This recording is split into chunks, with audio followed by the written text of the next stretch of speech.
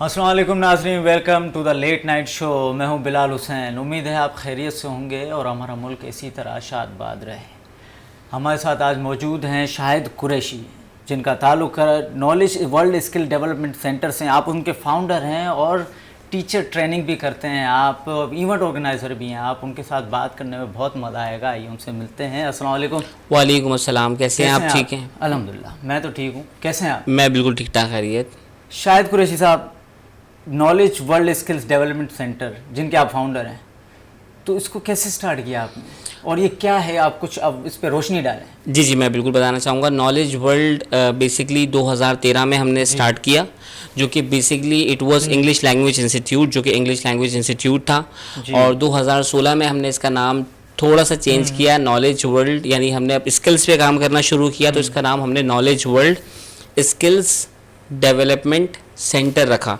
और basically English language के बाद टीचर्स ट्रेनिंग पे काम करना शुरू किया। टीचर्स ट्रेनिंग के बाद मुख्तलिफ रास्ते हमवार होते रहे, और उसके बाद जो है हमने बहुत मुख्तलिफ जो है किस्म के इवेंट्स ऑर्गेनाइज किए, जिसमें किरत, नात, Urdu speech, calligraphy, art and craft, जिसमें बच्चों को जो है वो अपने जौहर दिखाने का मौका मिला और उन्हें एक प्लेटफॉर्म मिला, और उन्हें अपने आप को स्किल्स की तरफ आ गए। उनको एक प्लेटफॉर्म मिला और उन्होंने अपनी स्किल्स को इम्प्रूव किया और ज़्यादा स्किल्स की तरफ आ गए। अच्छा, इसमें आप टीचिंग ट्रेनर भी, उसके हवाले से भी कुछ बताएं। जी, मैं एज ए टीचर ट्रेनर भी हूँ, और अल्हम्दुलिल्लाह 200 प्लस हमने सेशंस भी कंडक्ट किए हैं, मुख्तलिफ स्कूल्स में किए हैं टीचर्स के लिए। उसमें मुख्तलिफ जगहों पे लिंकन कॉर्नर है, कराची, हैदराबाद, वहाँ हमने बहुत सारे इवेंट्स ऑर्गेनाइज़ किए। उसके अलावा जो है स्कूल्स में ऑर्गेनाइज़ किए, जिसमें दी नाइस स्कूल है जो कि एम शुएब GH और फैज़ान वास्ती का है, तो उनके स्कूल में भी हर साल जो है सेशन कंडक्ट करने का मौका मिलता है। बाकी स्कूल जो है वो बुलाते हैं जून जुलाई में, जब उनके पास मौका होता है ट्रेनिंग का, तो वो लोग ट्रेनिंग सेशंस ऑर्गेनाइज करते हैं। दिसंबर में ट्रेनिंग सेशंस ऑर्गेनाइज करते हैं। वैसे तो टीचर का इतना हेक्टिक शेड्यूल होता है कि उसके पास टाइम नहीं होता, लेकिन ये सब एक्टिविटीज़ जो है ज़्यादा जो है वो एक्टिवली जो है वो जून जुलाई में होती हैं या दिसंबर में होती हैं। तो ये अल्हम्दुलिल्लाह जो है इस पर हमने बहुत काम किया और अभी भी काम कर रहे हैं। तो एज़ पर रिक्वायरमेंट, जैसे जैसे रिक्वायरमेंट आती है, जैसे जैसे इदारे हमें बुलाते हैं, तो हम जाते हैं और वहाँ जो है टीचर्स को ट्रेन करते हैं, उनकी स्किल्स को डेवलप करते हैं और नई टीचिंग टेक्निक्स जो है उनको बताते हैं, ताकि उनकी स्किल्स इंप्रूव हो। जब उनकी स्किल्स इंप्रूव होंगी तो ऑटोमेटिकली बच्चे की स्किल्स इंप्रूव होंगी।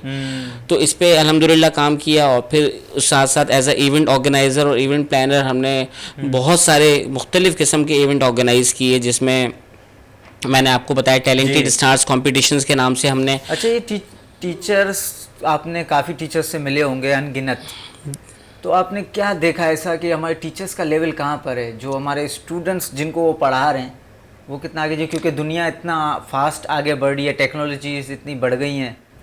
जी, तो आपने क्या ऐसा देखा, टीचर्स को कितना और करना चाहिए? आई ऑब्जर्व दैट, मैंने जो ऑब्जर्व किया, बेसिकली टीचर्स हमारा ट्रेन नहीं है।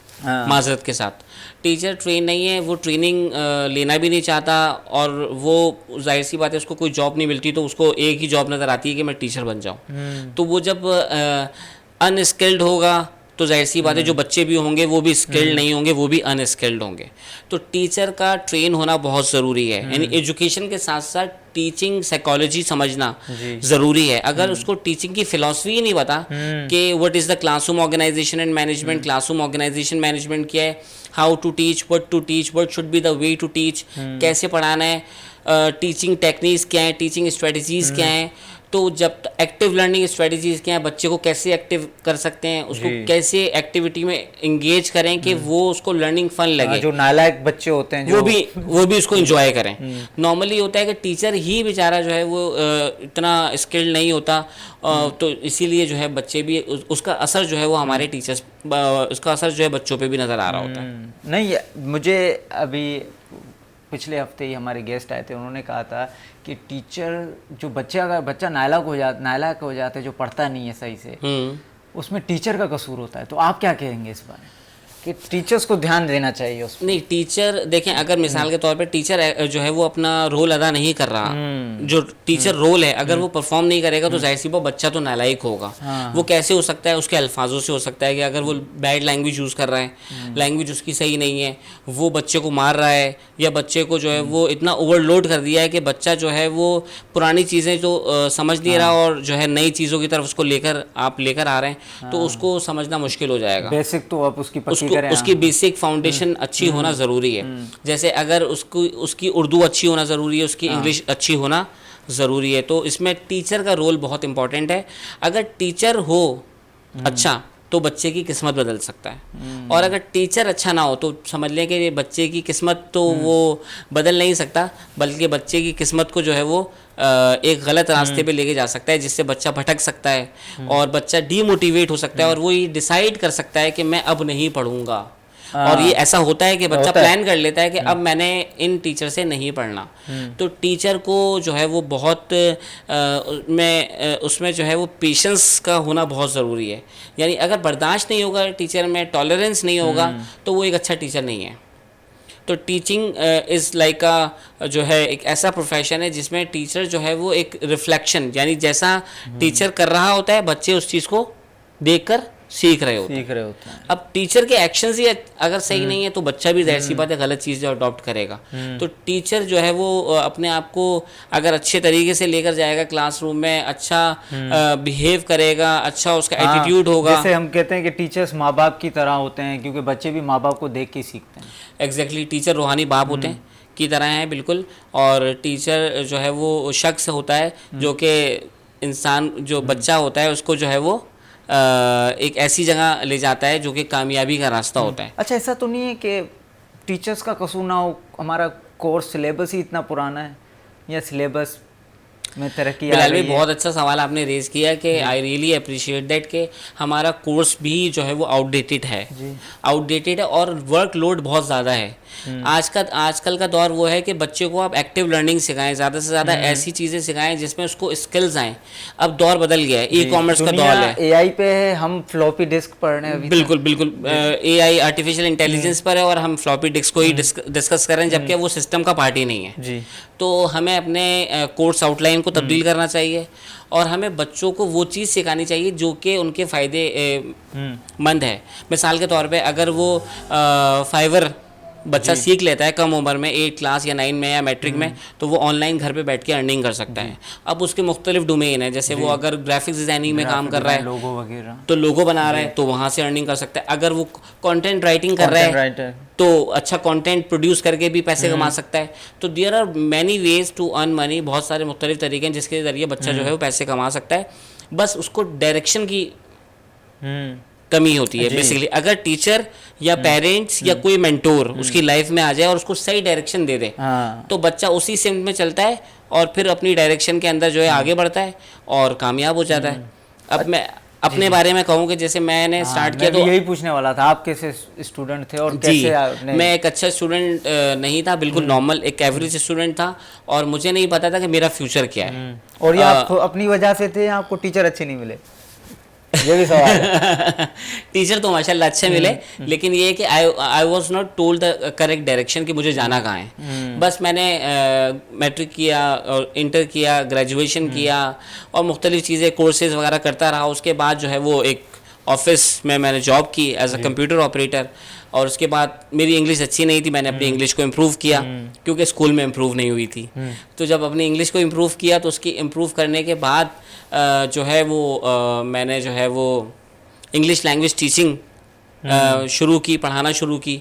वहाँ से फिर मैंने मज़ीद टीचर्स ट्रेनिंग के कोर्सेज किए, तो फिर मैंने टीचर्स ट्रेनिंग सेशंस कंडक्ट करना शुरू किए और फिर आहिस्ता आहिस्ता आहिस्ता आहिस्ता यूँ ही मंजिल आगे बढ़ती रही और वक्त आगे गुजरता रहा। और अल्लाह का शुक्र है आज जो है वो इवेंट मैनेजमेंट और इवेंट प्लानिंग जो कि मैंने सीखी नहीं है, लेकिन वक्त ने और हालात ने मुझे सिखाया। So experience is the best teacher. लेकिन यह है कि अगर शायद मैं इतने मराहिल से इतनी मेहनत करने के बाद 2004 से I have been working since 2004 और मैं लाइक डिफरेंट डायमेंशंस में ऑफिस जॉब भी की, लैंग्वेज टीचिंग भी की, टीचर्स ट्रेनिंग भी की, स्कूल टीचिंग भी की और कर भी रहा हूँ एज एक इदारे के साथ एसोसिएटेड हूँ और इसके साथ इवेंट मैनेजमेंट और इवेंट प्लानिंग भी कर रहा हूँ। लेकिन इवेंट प्लानिंग बेसिकली मुझे पता नहीं थी कि मुझे इवेंट प्लानिंग करनी है, लेकिन सडनली हो गया। एक चीज़ से दूसरी चीज़ खुद ब खुद क्रिएट होती रही। तो मैं एक मैसेज देना चाहूँगा आपके इस वेनिस एचडी और लेट नाइट शो के तवज्जुह से, बिलाल हुसैन जो कि इसको होस्ट कर रहे हैं, कि आप चलते रहें, काम करते रहें, मेहनत करते रहें। आपका जो काम होता है उसी से नई नई चीज़ें खुद ब खुद जो है वो निकल रही होती हैं। यानी आपका, अगर आपने कंप्यूटर पे काम किया है, मिसाल के तौर पे एज अ कंप्यूटर ऑपरेटर मैंने काम किया, तो वो कंप्यूटर ऑपरेशन आज मुझे यूज़फुल है मेरे लिए, वो कहीं ना कहीं मुझे काम आ रहा है। इंग्लिश लैंग्वेज टीचिंग अगर मैंने की तो वो मेरी इवेंट मैनेजमेंट में और प्लानिंग में मुझे काम सपोर्ट कर रही है। मतलब कोई चीज़ ज़ाया नहीं होती, कोई चीज़ ज़ाया नहीं होती। मेरा यहाँ मैसेज ये है कि आप कोई भी डायरेक्शन में, किसी भी सिमत में आप मुख्तलिफ चीज़ें अगर कर रहे हैं तो वो करें। एक वक्त आएगा कि उन्हीं छोटी छोटी डायरेक्शन से और उसी छोटे छोटे स्टेप से आपको एक ऐसा मनसब मिल जाएगा जो कि फाइनल डेस्टिनेशन होगा, और उसके बाद चीज़ें खुद ब खुद क्रिएट होती रहेंगी और आप क्रिएटर कहलाएंगे। और बेसिकली वैसे तो सारी चीज़ें ये दुनिया बनाने वाला एक ही है, अल्लाह सुब्हानहू तआला है। इंसान जो है वो एक अशरफुल मखलूक़ात है। तो अल्लाह ताला ने इंसान को इतना खूबसूरत दिमाग दिया है कि जाओ तुम बहुत कुछ कर सकते हो, यू कैन डू इट। लेकिन अफसोस ये है कि हमारे बच्चों में ये चीज़ नहीं कि मैं नहीं कर सकता। उनके अंदर ये एक उदासी है, एक डीमोटिवेशन है कि I can not do it, but we should believe that कि यू कैन डू इट, तुम कर सकते हो। तो अगर हम ये पैदा कर दें कि तुम कर सकते हो, अब उस कर सकते हो के लिए अगर किसी मेंटोर का हाथ होगा तो वो बच्चा या वो शख्स आगे बढ़ सकता है। अब हम जब इवेंट मैनेजमेंट करते हैं तो हमारे साथ बहुत सारे शेफ इंडस्ट्री भी हमारे साथ एसोसिएटेड है। अच्छा। तो उन्हें हम एक प्लेटफॉर्म देते हैं जहां हम कुकिंग कॉम्पिटिशन्स और दीगर चीज़ें ऑर्गेनाइज कर रहे होते हैं। वहां वो लोग आते हैं और हाईलाइट होते हैं, लोगों को पता चलता है कि ये शख्स मार्केट में एग्जिस्ट करता है और ये शेफ़ है और इसने ये क्वालिफिकेशन है और ये डिग्रीज हैं, ये बेकिंग में है या कलिनरी में है, किस डोमेन में या किस डायमेंशन में ये काम कर रहा है। तो आजकल का दौर ये है कि जब तक आप जो है वो, अगर आप अपने आप को चाहते हैं प्रमोट करना, तो आपको जो है वो you have to get out of the box, यानी आपको उस डब्बे से बाहर आना पड़ेगा, मेहनत करनी पड़ेगी। You have to do something for yourself. अगर ये है कि आप चाहेंगे कोई आएगा और वो आपके लिए करेगा, तो वो आपके लिए ऐसा नहीं कोई नहीं करेगा। It's not a piece of cake. आपको खुद उठना पड़ेगा, खुद जो है कुछ करना पड़ेगा। अगर आप खुद मेहनत करेंगे तो आप अपनी जो है वो इस ज़िंदगी में जो है वो कामयाब हो सकते हैं। और ज़िंदगी में कामयाबी के साथ साथ अगर वो अच्छे काम करेगा तो वो दुनिया के साथ साथ आखिरत में भी कामयाब हो जाएगा।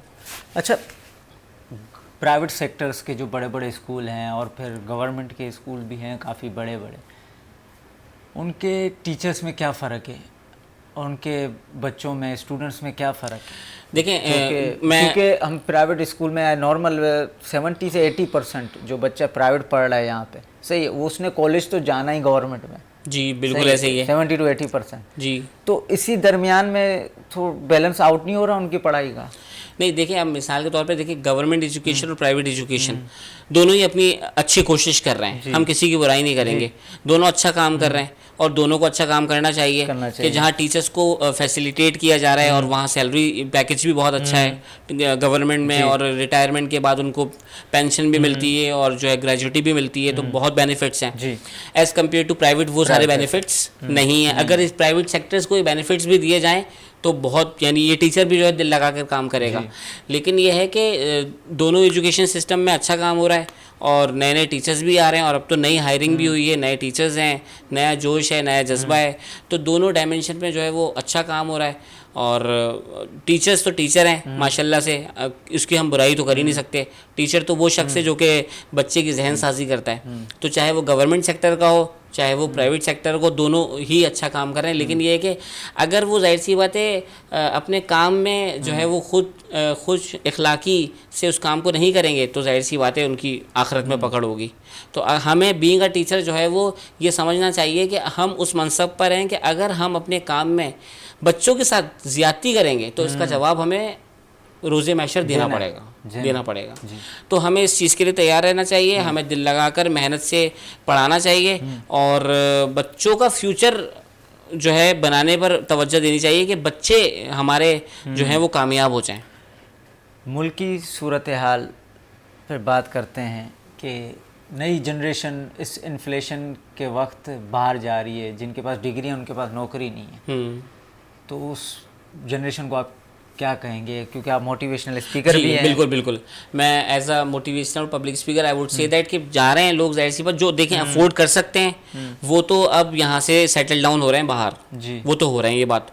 और इवन ये है कि अगर आप देखेंगे प्रॉपर्टी सेक्टर में लोग अपने घर सेल कर कर भी यहाँ से पाकिस्तान छोड़ रहे हैं, और बड़ी तादाद में पाकिस्तान से आउट ऑफ सिटी जा रहे हैं, दुबई जा रहे हैं, कनाडा जा रहे हैं, लंदन जा रहे हैं, मुख्तलिफ जगहों पर जा रहे हैं। लेकिन जो गरीब है वो बेचारा सोच ही रहा है, वो जा नहीं सकता, तो वो बेचारा इन्फ्लेशन का ही शिकार है, महंगाई का ही शिकार है। अब वो ये हो गया है कि वो एक जॉब करता था पहले, अब उसको 2 जॉबें करना, अब 2 करनी पड़ रही हैं उसको। अगर वो मॉर्निंग में टीचर है तो शाम में ट्यूशन पढ़ा रहा है, अगर वो मॉर्निंग में टीचर है तो शाम में हो सकता है कि लैंग्वेज इंस्टीट्यूट में टीचर्स ट्रेनिंग लाइक इंस्टीट्यूट में जो है वो ऐसा वर्कशॉप कंडक्टर काम कर रहा है, या मिसाल के तौर पे वो कहीं ना कहीं पार्ट टाइम जॉब कर रहा है, और वो पार्ट टाइम जॉब करने के बाद 9 बजे घर आ रहा है, 10 बजे घर आ रहा है, और फिर अगले दिन दोबारा वो स्कूल जा रहा है। तो वो जब लेट आएगा, इतना थका हुआ आएगा, तो वो अगले दिन क्या प्रोड्यूस करेगा। तो इसमें जो है वो महंगाई बहुत ज़्यादा है, इसमें हमारी हुकूमत को जो है वो रिलीफ पैकेजेस देने चाहिए, और वैसे बहुत सारे पैकेजेस आते भी रहते हैं जिसमें जो है मुख्तलिफ लोगों को जो कि अफोर्ड नहीं कर सकते उनको रिलीफ पैकेजेस दिए जाते हैं, राशन दिया जाता है मुख्तलिफ। इसमें यह है कि मज़ीद ऐसी नई अपॉर्चुनिटीज़ देनी चाहिए जिससे जो हमारे गरीब तबका है उसे जो है वो कंपनसेट किया जा सके। नहीं, जो मुल्क से बाहर जा रहे हैं उनको क्या कहेंगे आप? नहीं जाओ, यहीं रहो, या फिर आपकी मर्जी है जाओ भाई? नहीं, अपने मुल्क मैं ये कहूँगा कि देखें, अगर देखें हमारा पाकिस्तान है, हम इससे मोहब्बत करते हैं बेशक, तो जो लोग जा रहे हैं उन्हें जो है वो वापस यहीं आना है, वापस उनकी जो उनको यहीं पहुंचना है। तो बेहतर यह है कि वो अपने मुल्क में ही अपने आप को जो है मनवाएं और अपनी सोसाइटी के लिए कुछ कर सकें। अब होता ये कि जो हमारा टैलेंट होता है जो कि लोग प्रोड्यूस कर सकता है वो आउट ऑफ सिटी चला जाता है। तो जब हमारा टैलेंट ही नहीं होगा हमारे पास तो नए लोग भी प्रोड्यूस नहीं होंगे। तो मेरा मैसेज यही है कि नए टैलेंट को यहाँ रहना चाहिए ताकि वो अपने जैसे नए लोग तैयार कर सकें। और अगर वो जाएंगे तो फिर मायूसी होगी और जो है लोग जो है वो एक प्रॉब्लम में आएंगे कि एक शख्स था जो कि हमें हेल्प आउट कर सकता था, हमें एक पोजीशन पे लेकर आ सकता था, लेकिन वो आज हमारे दरमियान मौजूद नहीं है। देखा जाए तो वो भी अफसोस करते करते करते जो है वो एक परेशान होकर जो है उसने डिसीजन लिया कि अब मुझे जो है आई शुड लीव पाकिस्तान, मुझे पाकिस्तान छोड़ना चाहिए। तो मेरा मैसेज यही है कि पाकिस्तान हमारा मुल्क है, इसकी कदर हमें करनी चाहिए, हमें अपने मुल्क में रहना चाहिए और हमें अपनी सोसाइटी के लिए काम करना चाहिए। हमें हाँ जी, अपनों के लिए, रिश्तेदारों के लिए, रिलेटिव्स के लिए, बिल्कुल रिलेटिव्स के लिए काम करना चाहिए। जैसे मैं इवेंट्स ऑर्गेनाइज करता हूँ तो हम वॉलंटियरली वर्क भी करते हैं और पेड सेशंस भी करते हैं। तो बेसिकली मैं भी कहीं ना कहीं सोसाइटी में वैल्यू ऐड कर रहा हूँ। वैल्यू ऐड से मुराद है कि मैं पाकिस्तान में रहने वाले, कराची में रहने वाले वो लोग जो कि टैलेंट रखते हैं, जो टैलेंट उनके अंदर छुपा हुआ है, वो टैलेंट उनका एक जगह पर उनको जमा करता हूँ, उनका टैलेंट सामने लाने की कोशिश करता हूँ ताकि वो हाईलाइट हो, ताकि लोग उन्हें जान सकें, उनकी पहचान बन सकें। और हो सकता है कि वो ही पैशन उनका प्रोफेशन बन जाए। हाँ, हो सकता है। क्योंकि आपका पैशन प्रोफेशन बन जाता है और खुशकिस्मत होते हैं वो लोग जिनका पैशन जो है जो प्रोफेशनल बन जाता है, यानी जिनका पैशन, यानी ये वो लोग खुशकिस्मत हैं जिनका पैशन प्रोफेशनल बन जाता है। अच्छा, और इवेंट ऑर्गेनाइज़र आप करते हैं आप, सही? तो इवेंट ऑर्गेनाइज़र करना कितना आसान है, कितना मुश्किल है, कुछ इसके बारे में बताएं। जी, इवेंट ऑर्गेनाइजेशन जैसे होते हैं ना, एक और शुरू से ही आप ऑर्गेनाइज़र थे या फिर बाद में बने, जैसे सिबलिंग्स में भी होता है कि एक होता है ऑर्गेनाइज़र टाइप का ना, जो सारी चीज़ें संभालता है। कहीं अगर हम पिकनिक पे जा रहे हैं या कहीं घूमने जा रहे हैं तो एक ऑर्गेनाइज़र बन के होता है, हाँ मैं सब देख लूँगा, टेंशन नहीं लो। तो आप पहले से ही ऑर्गेनाइज़र माइंडसेट के थे, ऑर्गेनाइज़र नेचर थी या फिर? नहीं, मैं ये कहूँगा कि मैं ऑर्गेनाइज्ड था शुरू से, अब भी हूँ। कि जैसे अगर मिसाल के तौर पर कोई चीज़ अगर कहीं रखी हुई है तो मैं चाहूँगा कि वो चीज़ मुझे वहीं रखी हुई मिले या मैं वहीं रखूँ। तो चीज़ों को मैं अपनी जगह पर रखने का यूज़ टू था और यूज़ टू हूँ। तो ऑर्गेनाइजेशन का तो मुझे पता ही नहीं था कि ये ऑर्गेनाइजेशन मैं बनाऊंगा और इसमें मैं ऑर्गेनाइज़र का रोल अदा करूंगा। लेकिन अल्लाह ताला ने ये मनसब अदा किया और उसमें बेसिकली मैंने आपको शुरू में बताया कि मैंने एज आ लाइक कंप्यूटर ऑपरेटर काम किया, ऑफिस जॉब मैंने की। उसके बाद जो है मैंने इंग्लिश लैंग्वेज सीखने के बाद इंग्लिश लैंग्वेज टीचिंग का मुझे मौका मिला, उसमें मैंने अपने आप को मनवाया। फिर मैंने अपने आप को मज़ीद ग्रूम किया, टीचर्स ट्रेनिंग कोर्सेज़ किए और टीचर्स ट्रेनिंग की लातादाद वर्कशॉप्स कंडक्ट की। उसके बाद ये रियलाइज़ हुआ कि हमारा टीचर सीखना नहीं चाहता, तो और हम जिस डायरेक्शन में मेहनत कर रहे हैं इसका कोई फ़ायदा नहीं है। लेकिन ये है कि ये पैशन है, जब जब लोग बुलाते हैं हम हाजिर हो जाते हैं और अपनी खिदमत, अपनी जो भी स्किल्स हैं वो कोशिश करते हैं कि उनके अंदर मुंतकिल कर दें। उसके बाद जो है वो इवेंट मैनेजमेंट का सिलसिला शुरू हुआ। किरतनाथ स्पीच कॉम्पिटिशन्स ऑर्गेनाइज़ किए और उसमें बच्चे माशाल्लाह से आने लगे, और उसके साथ साथ फिर कैलीग्राफी पे किया, आर्ट कॉम्पिटिशन्स किए। अच्छा। और अब अल्हम्दुलिल्लाह हम जो है 3 स्टार 4 स्टार 5 स्टार होटल्स में भी जो है वो इवेंट ऑर्गेनाइज़ कर रहे हैं। होटल मेहरान में, मैरियट में, मुख्तलिफ जगहों पे हम जो है वो कॉन्फ्रेंसेस करते हैं। अल्लाह आपको तरक्की दे। प्रोड्यूसर साहब कह रहे हैं एक ब्रेक का वक्त है।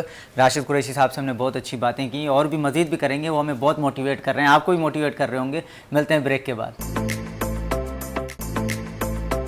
ब्रेक के बाद खुशामदीद। शाहिद कुरैशी साहब से हम बात कर रहे थे। आप टीचर ट्रेनर हैं, आप knowledge world skills development centre के फाउंडर भी हैं, आप इवेंट ऑर्गेनाइज़र भी हैं और मोटिवेशनल स्पीकर भी हैं। आप उनसे बात कर रहे थे, हमने उनसे बात की, उन्होंने हमें मोटिवेट भी किया है। एक और सवाल आपसे, वेलफेयर ट्रस्ट जितने भी हैं, मैं स्पेसिफिक नाम नहीं लूँगा किसी का, वो दस्तरखान लगाते हैं, आवाम काफ़ी आती है, उसमें लोअर मिडिल क्लास भी आ रहा है, मिडिल क्लास भी आ रहा है, उसमें काफ़ी लोग आते हैं, खाना चल रहे होते हैं, बड़ी बड़ी अच्छी अच्छी डिशेस भी चल रही होती हैं रमज़ान में या रमज़ान के अलावा भी। तो ये नई जनरेशन को मोहताज नहीं कर रहे हैं?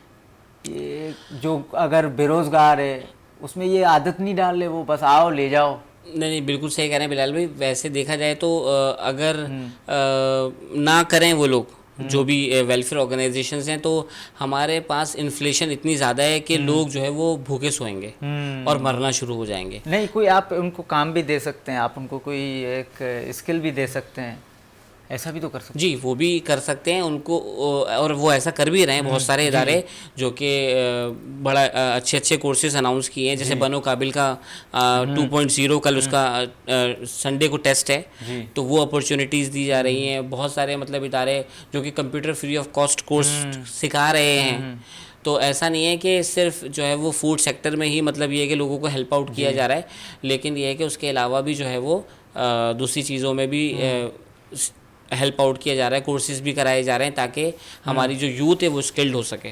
तो वो उसमें भी है। बाकी ये कि खाने के साथ साथ जाहिर सी बात है कि अब जो शख्स अफोर्ड नहीं कर सकता और उसके पास खाने के लिए नहीं है और उसको पता है ये पॉइंट है, यहाँ खाना मुझे मिलेगा, तो वो फिर उसको जो है वो अवेल कर सकता है। तो मतलब सही कर रहे हैं, कोई मसला नहीं, देखा देखा जाए तो सही कर रहे हैं, कोई ऐसा मसला नहीं, क्योंकि ये इन्फ्लेशन इतनी ज़्यादा है, लोग जो है वो 3 टाइम खा लें तो बहुत बड़ी बात है। तो इसमें यह है कि लोग जाते हैं, मुख्तलिफ जो वेलफेयर ऑर्गेनाइजेशंस हैं, ज़्यादातर ये रमज़ान में बहुत ज़्यादा होता है, वैसे नॉर्मली इतना ज़्यादा ट्रेंड नहीं होता, रमज़ान में इसका ट्रेंड ज़्यादा हो जाता है। तो वो अगर करते हैं तो देखें, उसका भी एक माइंडसेट है कि वो करके दिखाते हैं तो उनको पीछे से स्पॉन्सर मिलता है। ये भी है, ऐसा नहीं है कि वो अगर वो खा के दिखा रहे हैं कि लोग खा रहे हैं तो उनको फ़ायदा नहीं हो रहा, उनको भी इनडायरेक्टली जो है वो फ़ायदा होता है। कि क्या कमाने के लिए कर रहे हैं? वो तो देखें, एक वो होती है, एक सिस्टम होता है ना, किसी भी काम में चलने के लिए जो सिस्टम को फॉलो करना होता है, तो वो उसमें यह है कि देखें कर भला तो हो भला। अब उनका भी भला हो रहा है तो उनका भी भला हो रहा है, दोनों का ही भला हो रहा होगा, जाहिर सी बात है, जब भी तो कर रहे हैं ना, वरना कौन क्यों करेगा। और अगर हो सकता है कि हमें क्या पता है कि उनकी इंटेंशन साफ़ है, नीयत अच्छी है, नीयत वो तो अल्लाह ताला जानता है। तो हम हमें ऐसे ही सोचना चाहिए कि वो एक अच्छा पॉजिटिव काम कर रहे हैं और उनको पॉजिटिव काम करना चाहिए और अच्छा है, और हमें एक दूसरे को सपोर्ट भी करना चाहिए, जो कि हम करते नहीं है। हमारी आवाम काफ़ी क्रिटिसाइज करने लग जाती है, शुरू में क्रिटिसाइज करती है, ये तो मसला है, ज़्यादा क्रिटिसाइज करते हैं, और हमें एक दूसरे को सपोर्ट करना चाहिए। शाहिद कुरैशी साहब, आपकी हॉबीज़ क्या हैं? मेरी हॉबीज़ तो यही हैं कि मैं जो है वो ज़्यादा से ज़्यादा जो है अपना टाइम कंप्यूटर पे स्पेंड करता हूँ, क्योंकि सब चीज़ें जब प्लान कर रहा होता हूँ तो उसकी प्लानिंग के लिए मुझे जो है वो एक आइसोलेशन वाला टाइम चाहिए होता है, जिसमें मैं सेपरेटली सोच सकूँ कि इवेंट कौन सा क्रिएट करना है। उसके लिए मैं अकेले जो है उस इवेंट को प्लान करता हूँ। और फिर टीम से भी मशवरा करता हूँ, फिर उसको मैं एग्जीक्यूट करता हूँ। तो अल्हम्दुलिल्लाह अब इतना एक्सपीरियंस हो गया है कि अल्लाह का लाख लाख शुक्र है, उस परवरदिगार का बहुत एहसान है कि जो भी इवेंट हम प्लान करते हैं वो 100% सक्सेसफुल होता है। बल्कि माशाल्लाह। उस इवेंट में हमें रजिस्ट्रेशन क्लोज करना पड़ती है और उस इवेंट को हमें थोड़ा सा हाइड भी करना पड़ता है कि हमारे पास रजिस्ट्रेशन और ज़्यादा ना आ जाए। तो अल्लाह का लाख लाख शुक्र है, परवरदिगार का बहुत एहसान है कि हमने सोसाइटी को डेवलप करने के लिए, इस्टेब्लिश करने के लिए वो इनिशिएटिव लिए जो कि बच्चों के लिए फ़ायदेमंद थे, टीचर्स के लिए फ़ायदेमंद थे, और पेरेंट्स के लिए भी हमने अवेयरनेस सेशंस ऑर्गेनाइज़ किए, और बहुत सारे ऐसे नए इनिशिएटिव ले रहे हैं। अभी हम इंशाल्लाह डिसेबल बच्चों के लिए इनिशिएटिव लिया है कि उसमें डिसेबल बच्चों के लिए वर्कशॉप्स रखेंगे जिसमें हम साइकोलॉजिस्ट को बुलाएंगे, और साइकोलॉजिस्ट जो है उन डिसेबल बच्चों को भी जो है मोटिवेट करेंगे कि वो भी ज़िंदगी से उदास ना हो। ज़िंदगी बहुत खूबसूरत है, तो इस ज़िंदगी को जीना सीखो। तो उनके लिए भी इंशाल्लाह भी हमने प्लान किया है, उस पर भी हम काम कर रहे हैं। बाकी अल्लाह का लाख लाख शुक्र है कि बेहतरीन चल रहा है, बहुत ज़बरदस्त चल रहा है सारी चीज़ें। हमारा पड़ोसी मुल्क अभी हाल ही में चांद पे पहुंचा, वो भी चांद के साउथ पोल पे पहुंचा जहाँ पे पहले कोई स्पेस एजेंसी नहीं गई थी। वो हमारा पड़ोसी मुल्क चांद पे पहुंच गया, और हमारे जो यंग जनरेशन है वो अभी भी चांद तोड़ के ला रही है महबूब के लिए। तो आप उनको कुछ जी क्या कहेंगे? वो तो अभी यही है, तुम जो कह दोगे चांद तारे तोड़ लाऊंगा मैं, तो ये तो सिर्फ बातें हैं, तो ये रियल में पॉसिबल नहीं है। ये कब हम चांद पे जाएंगे और हमें जाना चाहिए? अनरियलिस्टिक अप्रोच है। देखिए, जब तक जुस्तजू नहीं होगी, डायरेक्शन नहीं होगी, और बेसिकली जो है वो हमें बहुत ज़्यादा मीडिया से एसोसिएट कर दिया गया है, यानी कि ऐसी चीज़ों में इन्वॉल्व कर दिया गया है कि बच्चा जो है वो गेम्स की दुनिया में मगन है।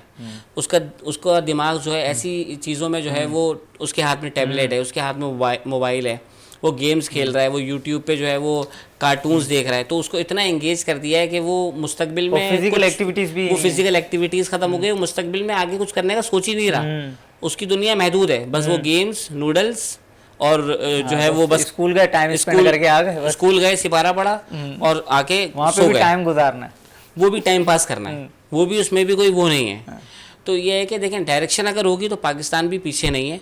पाकिस्तान भी देखें एटॉमिक पावर है जी। और जो है वो चांद पे पहुंचना कोई बड़ी बात नहीं है। अगर हमारा पड़ोसी मुल्क पहुंच गया तो हम भी पहुंच सकते हैं, लेकिन हम में एक चीज़ होनी चाहिए कि हम कर सकते हैं, लेकिन हम कर नहीं रहे। दैट्स द पॉइंट कि we are not doing it, we can do it. हम कर सकते हैं। तो मेरा मैसेज ये है कि पाकिस्तानियों जागो, यू कैन डू इट, आप कर सकते हो।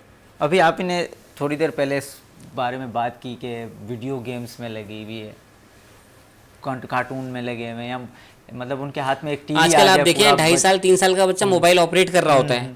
आप अपने जब बचपन में आपने शायद, मुझे लगता है कि मोबाइल आपको तकरीबन कोई, जो मैं बता रहा हूँ ना, पहले होता था ना, जैसे सारे सिबलिंग्स, घर वाले, माँ बाप बैठे हुए, एक सोशलाइजेशन थी, एक टीवी चल रहा है, सारे बैठे हुए, और फिर उसकी एक रूटीन होती थी और उसका एक टाइम सेट होता था कि भाई अब टीवी बंद होगा, अब सारे सो जाएंगे जाके। और अब हर किसी के पास अपना टीवी है। एग्जैक्टली ऐसे ही है कि अब देखिए, पहले सोशलाइजेशन थी, लोग जो है वो मिलजुल कर बैठना पसंद करते थे, दोस्तों से मिलना पसंद करते थे। अब मुझे अगर दोस्त से मिलना है तो मैंने उसको फ़ोन करना है, व्हाट्सएप पे कॉल कर ली, ज़्यादा से ज़्यादा मुझे देखना है उसको तो मैं वीडियो कॉल कर लूँगा उसे। तो अब जो है वो बेसिकली हम जो है वो एक गैप क्रिएट हो गया है, हमारी जनरेशन में गैप आ गया है, हम मिलना भी पसंद नहीं करते। इवन हम, यानी थोड़ा सा ये ट्रेंड आया है कि जो रिश्तेदार हैं वो गैर हो गए और जो गैर हैं वो रिश्तेदार हो गए। थोड़ा चीज़ें बदल गई हैं, वक्त बदल गया है, और जो है वो जो है लोग जो है वो मतलब से मिलना पसंद करते हैं। अगर किसी से कोई मतलब होगा तो मिलेंगे, मतलब नहीं होगा तो तुम कौन, ये वाली बात आ जाती है। तो हमें जो है वो हुकूकुल्लाह, हुकूकुल इबाद जो है वो हमारे पड़ोसियों के जो हुकूक हैं, रिश्तेदारों के जो हुकूक हैं, वो हमें सही तरीके से, अच्छे तरीके से निभाने चाहिए, और हमें उनकी इज़्ज़त करनी चाहिए और एहतराम करना चाहिए बड़ों का। अगर हम इज़्ज़त करेंगे तो दुनिया में भी कामयाब होंगे और आखिरत में भी कामयाब होंगे। आज अगर हम इज़्ज़त करेंगे तो कल हमारे बच्चे हमारी इज़्ज़त करेंगे। तो ये तो इन्नमल अमालु बिन्नियात, अमालों का दारोमदार नियतों पर।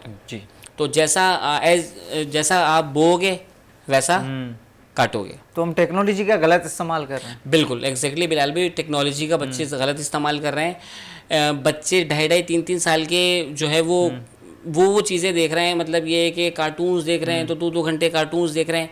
अब उसका इम्पैक्ट क्या आ रहा है, उनकी आई साइट, यानी वो 10-12 साल 13 साल के होते हैं, इनको चश्मा लगा हुआ होता है। जी। पहले लोगों के चश्मे नहीं लगते थे, इतनी ग्लासेस आसानी नहीं से लगते इतनी- जी। थे, आसानी से नहीं लगते थे। अब आजकल हर बच्चा जो 10-12 साल का उसके ग्लासेस लगे हुए। क्यों लगे हुए? क्योंकि उसने अपनी आई साइट क्या कर ली, वीक कर ली। तो मैं यहाँ आपके इस प्लेटफॉर्म से ये मैसेज देना चाहूँगा, बच्चों को जो है वो इन तमाम चीज़ों से दूर रखें। उनकी हेल्थ जी। भी मुतासिर होती है इससे। खासकर माँ बाप का ही काम है। मैं माँ बाप का काम है, इसमें बड़ा रोल है, क्योंकि जब वो एक चीज़ को बार बार देखते रहेंगे तो जाहिर सी आई साइट वीक होगी, सर में दर्द होगा, उनकी जो हेल्थ है वो डिस्टर्ब होगी। कोई फिजिकल एक्टिविटी भी नहीं है, कोई फिजिकल एक्टिविटी नहीं है, तो जाहिर सी बात है वो एक समझ लें एक सुस्त वाली कैफियत होगी उनके अंदर पैदा हो जाएगी। उनका ना फिर एक कंफर्ट जोन बन जा रहा है। एक अगर उनका बन गया ना कंफर्ट जोन, तो कंफर्ट जोन में रहेंगे, उससे बाहर नहीं निकलेंगे। अब उनको जितना भी आप मोटिवेट कर लें या जितना डांटें, फिर बाद में डांटने का भी फायदा वो नहीं, फिर क्योंकि अपने वो कंफर्ट comfort जोन zone बन से गया। बाहर नहीं आएंगे। फिर वो जो है वो अपने कंफर्ट जोन में ही रह के बस उनको पता है कि बस सुबह उठना है, नाश्ता करना है, स्कूल जाना है, स्कूल से आना है, और फिर जो है वो सोना है, फिर मोबाइल इस्तेमाल करना है, ट्यूशन पढ़ने जाना है, और फिर सो जाना है। तो ये लाइफ हो गई है। और जो है उन्हें जो है तमाम चीज़ें मैं समझता हूँ कि छोड़नी चाहिए और ज़्यादा इस्तेमाल नहीं करना चाहिए, लिमिटेशंस होनी चाहिए। लिमिटेशन से मुराद ये है कि होते थे ना, जैसे कंप्यूटर होता था तो 1 घंटा इसका है भाई, 1 घंटा उस वाले भाई का है, 1 घंटा वो चलाएगा, ऐसे तो ऐसा बड़ा अच्छा पहले दौर था। मैनेजमेंट हाँ बिल्कुल थी, लेकिन अब तो ये है कि बाकायदा लड़ाइयाँ हो रही होती हैं इस बात पे कि नहीं ये घंटा मेरा है। तो इसमें यह है कि बच्चों को जो है वो लिमिटेशंस में रखें, यानी अगर आप उनको कहें कि आपने हफ्ते में 2 घंटे सैटरडे संडे यूज़ कर लें, संडे यूज़ कर लें, और अगर उनको मोबाइल दे भी रहे हैं तो वॉच करें कि हिस्ट्री जाके देखें कि बच्चा देख क्या रहा है, ताकि आप चेक एंड बैलेंस रख सकें। और बच्चों के लिए तो यूट्यूब किड्स डाउनलोड करें, ये मेरा मशवरा है, ताकि बच्चे उस नॉर्मल यूट्यूब और यूट्यूब किड्स में बच्चों के ही प्रोग्राम है, तो यूट्यूब किड्स अगर डाउनलोड करेंगे तो बच्चा बहुत सारी चीज़ों से ऑलरेडी बच जाएगा। तो उसमें बच्चों से रिलेटेड ही स्टफ़ मौजूद है, जी। कार्टून्स मौजूद हैं, तो बच्चों के लिए यूट्यूब किड्स का इस्तेमाल किया जाए, ज़्यादा बेहतर होगा। आपको एक्टिंग का भी शौक है, आप एक्टिंग भी करते हैं, तो ये कैसे आना हुआ एक्टिंग में? जी, एक्टिंग में जो है कैसा वो एक्सपीरियंस हो रहा है? एक्टिंग में जो है रिसेंटली जो है वो मेरा अफसर ड्रामा है पीटीवी पे, और वो इंशाल्लाह प्ले है, 40 मिनट्स का प्ले है, उसमें चांस मिला, मुझे मौका मिला, और उसमें एज अ जर्नलिस्ट मैंने रोल किया, जिसमें राइट जो है वो कमिश्नर हैं, और वो एक गरीब घराने के बच्चे थे, उन्होंने तालीम हासिल की और वो कमिश्नर बन गए। तो उनसे हमारे जर्नलिस्ट टीम जो है उनके पास पहुंची है सवाल जवाब करने के लिए, तो वो मेरा रोल था, वो मैंने अभी रिसेंटली किया है। तो इंशाल्लाह मुस्तकबिल में भी इस तरह की अपॉर्चुनिटीज़ मिलती रहेंगी तो अवेल करेंगे। और बहुत ही अच्छा एक्सपीरियंस रहा, यानी शुरू में ही एक अच्छे एक्टर के साथ काम करने का मौका मिल गया, और जो है इंशाल्लाह अब ये पहला किया है, तो जैसे जैसे आगे भी अगर चांस मिलेगा तो इंशाल्लाह ज़रूर काम करेंगे। कैसा रहा, मतलब कितने टेक में किया आपने? तकरीबन मुझे 4 या 5 रीटेक लगे, तकरीबन ऑलमोस्ट।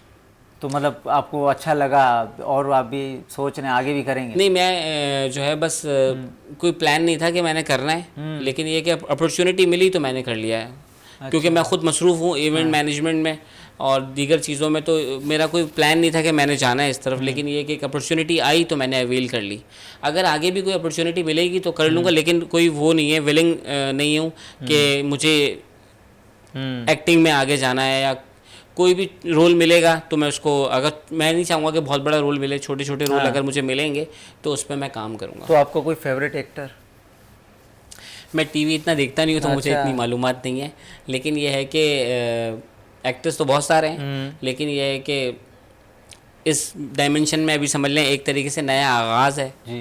तो देखें आगे क्या होता है। तो मतलब आपको कोई एक स्पेसिफिक पसंद नहीं है? मैं मतलब इतना शौकीन नहीं हूँ टीवी का। कोई एक्ट्रेस? पाकिस्तान की तो मुझे जी, मैं इंडिया की नाम लूँगा तो फिर पड़ोसी की बता दें। पड़ोसी की बता दें। अच्छा, एक्टर मैं बता देता हूँ, एक्ट्रेस का नाम तो नहीं आ रहा। Shahrukh Khan is my favourite actor, और सलमान खान, आमिर खान बहुत अच्छे एक्टर्स हैं जी। और पाकिस्तान में भी शान है, सऊद हैं, बहुत सारे एक्टर्स हैं, दे आर गुड, बहुत अच्छा काम कर रहे हैं।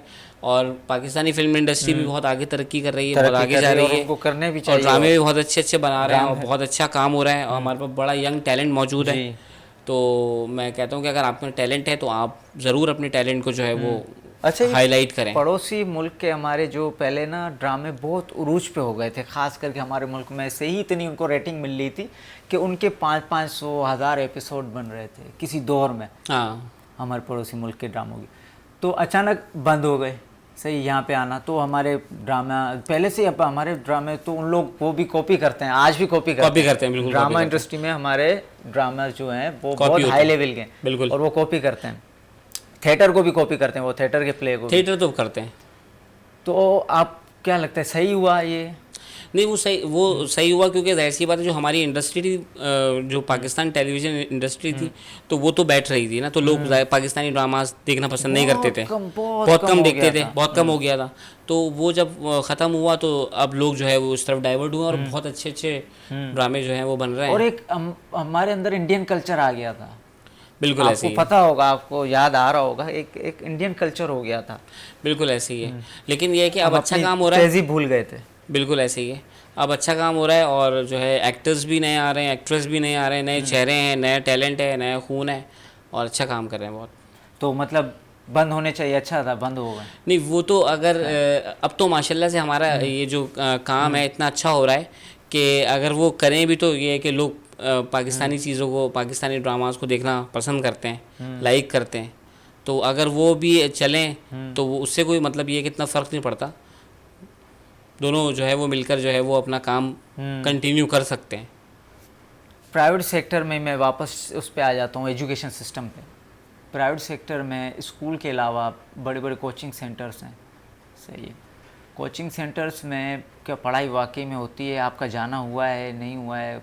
जी जी, मैंने भी खुद कोचिंग सेंटर्स में पढ़ा है, ऐसी बात नहीं है कि पढ़ाई नहीं होती, कोचिंग सेंटर्स में पढ़ाई होती है। देखें कहीं ना कोचिंग कहीं सेंटर कितना ज़रूरी है? ज़रूरी है, बिल्कुल, क्योंकि देखें अगर आप किसी ट्यूटर को हायर करते हैं तो वो he will charge a lot of money individually अगर आप पढ़ रहे हैं, और अगर आप एक कोचिंग सेंटर में जा रहे हैं जहाँ 50 बच्चे पढ़ रहे हैं तो आपकी फ़ीस भी जाहिर सी बात है वो डिवाइड हो जाएगी।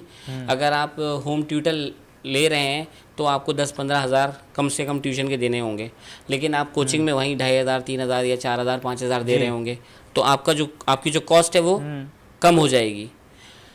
तो ऐसा नहीं है कि वो काम नहीं कर रहे होते, कोचिंग सेंटर वाले भी काम कर रहे होते हैं, कहीं ना कहीं बच्चे की लैकिंग होती है कि वो अपना टाइम वेस्ट कर रहा होता है। अगर वो अपनी एनर्जी सही डायरेक्शन में लगाएगा तो वो ज़रूर कामयाब हो जाएगा, लेकिन वो अपनी डायरेक्शन कहीं और, उसकी एनर्जी कहीं और लग रही होती है, जिसकी वजह से जो डायरेक्शन है वो चेंज हो जाती है, चेंज हो जाती है, वो चेंज हो कहीं और जाती ही है, निकल जाता है। वो कहीं और चली जाती है। तो हमें डायरेक्शन सेम रखनी चाहिए। अगर हम अपनी डायरेक्शन सेम रखेंगे तो हमारी मंजिल आसान हो जाएगी, रास्ते आसान हो जाएंगे, ज़िंदगी भी कामयाब हो जाएगी, दुनिया भी कामयाब हो जाएगी। तो हम भटक जाते हैं बेसिकली। अच्छा, वक्त की बहुत किल्लत है, एक पब्लिक सर्विस मैसेज आप हमारी आवाम को, जो आपकी भी आवाम है, उनको क्या मैसेज देना चाहेंगे आप? जी, मैं मैसेज देना चाहूँगा कि ज़िंदगी में कामयाब होना है तो पेशेंस का होना बहुत ज़रूरी है।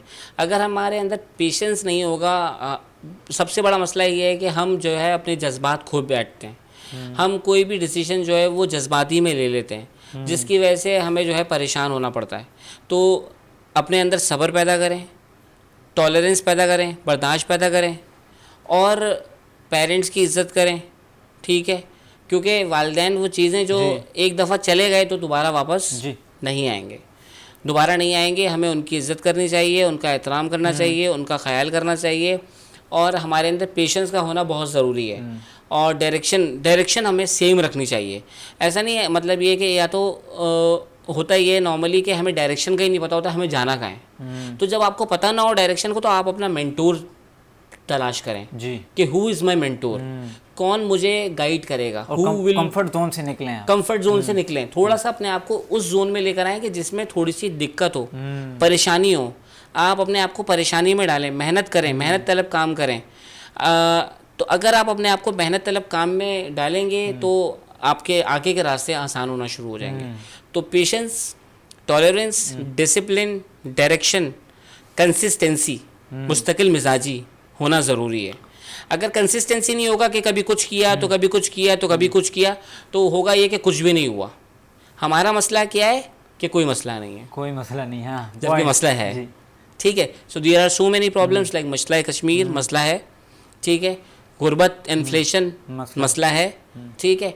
अब हम इस मसले को कैसे ओवरकम कर सकते हैं, इसको कैसे काबू कर सकते हैं, इसके लिए हमें अपने आप को क्या करना है, प्लान करना है। अगर हम इसमें प्लानिंग को एग्जीक्यूट नहीं कर पा रहे तो हमें राइट मेंटोर तलाश करना है कि हु कैन गाइड अस और who can lead towards the right direction.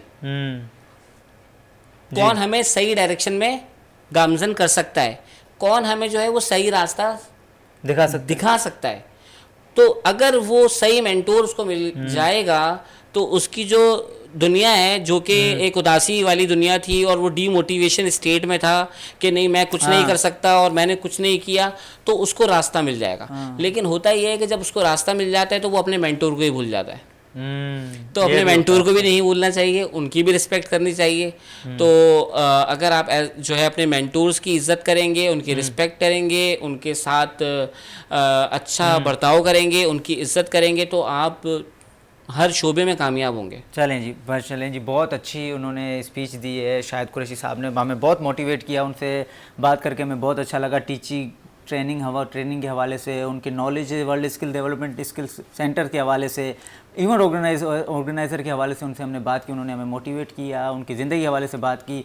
मिलेंगे, मुझे इजाज़त दीजिए, मिलेंगे अगले हफ्ते। शाहिद कुरैशी को भी इजाज़त दीजिए, मुझे भी इजाज़त दीजिए। अल्लाह हाफ़िज़।